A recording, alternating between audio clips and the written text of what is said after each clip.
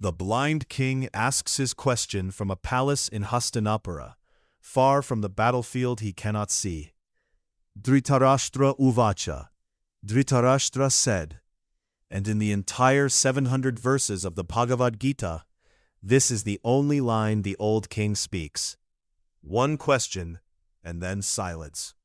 He turns to his charioteer Sanjaya, who has been granted divine vision by the sage Veda Vyasa, the capacity to witness events on the plain of Kurukṣetra from a room in the palace, and he asks, Dharmakshetre Kurukṣetre samaveta yuyutsava, mamakav pandavash cheva, kim akurvata Sanjaya. O Sanjaya, on this holy field of Kurukṣetra, gathered and eager to fight, what did my sons and the sons of Pandu do? The question sounds military. It is not. The word Dhritarashtra uses, mamaka, my sons, my people, carries everything. A blind father in a palace asking what happened to his children. The text begins not with a warrior, but with a patriarch who cannot see, clinging to his side of the story. Swami Chinmayananda read this opening verse as a psychological signature. Dhritarashtra, a blind king, represents the blindness within us all, the deep spiritual sightlessness that attaches to mamaka, mine, always mine, at the expense of righteousness. The Gita has not yet spoken a word of philosophy. It has already told us the disease. Sanjaya narrates, the two armies are arrayed, conches are blown, Krishna's Panjajanya, Arjuna's Devadatta, Bhishma's great conch from the Kaurava side, a roar that fills the earth and sky. Arjuna, the greatest archer of his age, son of Indra, trained by Dronacharya, bearer of the celestial bow Gandiva, Arjuna asks Krishna to drive the chariot to the center, between the armies, so he can see who he is about to fight.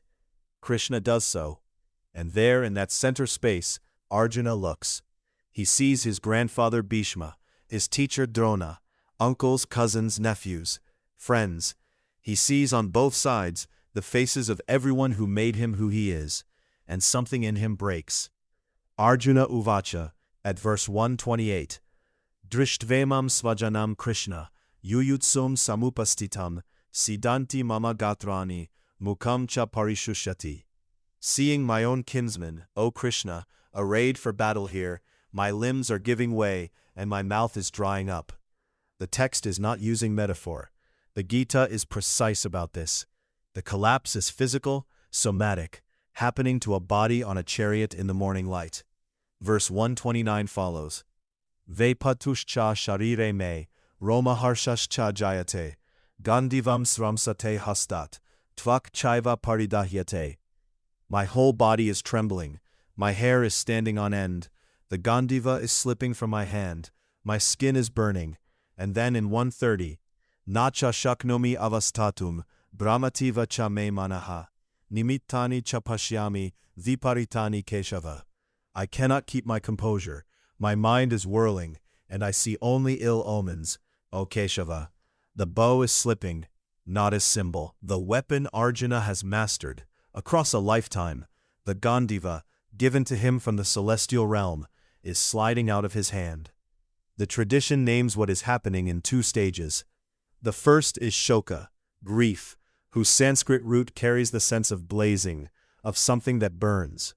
Verses 28 through 34 map the full territory of śoka. Arjuna shaking, Arjuna weeping, Arjuna speaking the names of the people across the field from him, as if naming them might make the situation less real. The second stage is moha, delusion, and here the chapter becomes psychologically intricate in a way that is easy to miss. Between verses 35 and 45, Arjuna does not stop speaking. He makes arguments. He cites Dharma Shastra. He says, killing family will destroy family dharma. And when family dharma collapses, social order collapses. And when social order collapses, the ancestors suffer. He builds a case. He sounds in those verses almost coherent. But the tradition is unambiguous about what is actually happening. Veiled by attachment, raga, his discriminative power has become inoperative, and he commits a series of false judgments. Arjuna quotes scripture to support an unjustifiable position. This is what moha does. It does not announce itself as confusion. It arrives wearing the language of principle. Raga is the Sanskrit term for attachment, from a root meaning to color, to dye. Once raga takes hold, everything is seen through its pigment. The chain the Gita traces is precise. Raga produces śoka, grief. Śoka deepens into moha, delusion, and moha produces arguments that sound like dharma, but are dharma-shaped containers for self-preservation. Arjuna is not lying. He has lost the instrument by which he could tell the difference between genuine moral reasoning and rationalization dressed in scriptural language. That is the exact texture of moha. The mind remains active. It simply cannot see its own distortion. There is a moment that any adult who has lived through a serious rupture will recognize, not because it is dramatic, but because it is ordinary. A woman whose marriage is ending sits across from her sister and explains, carefully and at length, all the reasons she cannot leave yet, all the considerations, all the people who would be affected. The reasons are real, the concern is genuine, and underneath every careful sentence is the simpler truth she cannot yet say aloud. I am terrified, and I do not know who I am without this. Moha does not feel like confusion, it feels like thinking. That is what the Gita is mapping in verses 35 through 45. The mind at work, earnest and coherent sounding, inside a grief it has not yet faced directly. At verse 147, the last verse of the chapter, Sanjaya narrates Arjuna's final collapse. Having said this, Arjuna cast aside his bow and arrows and sank down on his chariot, overwhelmed by grief. The bow is no longer just slipping, it is gone. Arjuna is sitting on the floor of the chariot. The chapter ends here, in silence, with a warrior on the ground and a teacher who has not yet spoken a word. This is the moment that gives the chapter its name, or rather its editorial title, since the original Gita carried no chapter headings. Later translators named it Arjuna Vishada Yoga. The word Vishada comes from vi, meaning apart or away, and sad, to sink or to sit down. Sinking apart. The compound with yoga, union, the joining of what has been separated, creates a phrase that at first reads as paradox. But the tradition answers this with great patience. Vishada is not the failure of the spiritual life. It is its threshold.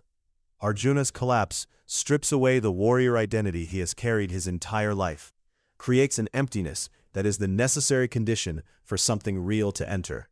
The Gita in this reading begins with a broken man, because a broken man is the only kind who will actually listen. Krishna, through all of chapter 1, says nothing. He drives the chariot to where Arjuna asks. He watches, he waits. Perhaps the tradition suggests he understood that speech before genuine surrender is wasted. A teacher who arrives before the student is ready only produces the appearance of learning. The real turning point is not verse 147. The real structural hinge of the entire text is BG 2.7, which belongs in spirit to the arc of Vishada even as it opens the second chapter. Arjuna speaks again, but this time the voice is different. Karpanya doshopahata swabhavaha, prichami twam, dharma shamudhacheta, yat shreyasyan nishtitam bruhitan me, shishasteham shadhi mam twam prapannam. My heart is overpowered by the taint of pity. My mind is confused as to duty. Tell me decisively what is good for me. I am your disciple. Instruct me, who have taken refuge in you. The phrase that carries the most weight is Karpanya dosha. Karpanya has several registers in Sanskrit. Pity, yes, but also faint-heartedness, miserliness, the smallness of a man who cannot see beyond his own circle. Dosha means fault, taint, defect. Together, the defect of misplaced compassion. Not compassion as such, the tradition is careful here.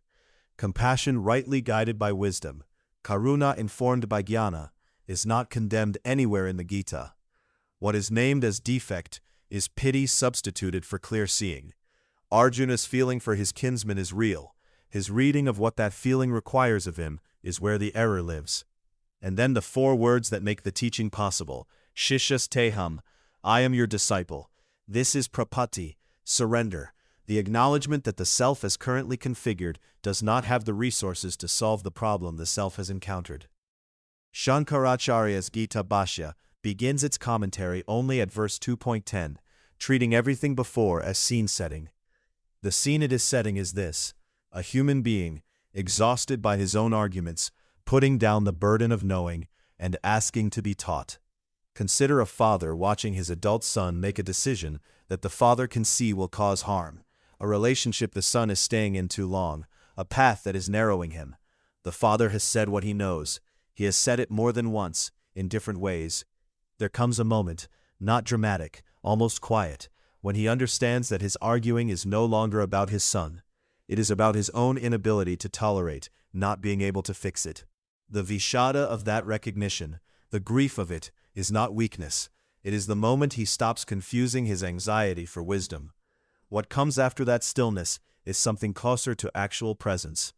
The tradition says the Gita begins in viṣāda and ends in sannyasa, renunciation. Despondency is the seed, renunciation is the fruit. The arc is not from weakness to strength. It is from the self that insists it knows to the self that becomes capable of receiving. What to carry forward into your actual day, the next time you find yourself making careful, principled-sounding arguments for staying exactly where you are, arguments that feel like wisdom but keep circling back to the same conclusion. It is worth pausing and asking whether you are reasoning clearly or whether something softer and more frightened has taken hold of the pen. Arjuna was not wrong to feel grief. He was wrong to mistake that grief for a philosophy. The distinction between the two is where the teaching enters. The bow slips, the mind whirls, and the teacher waits.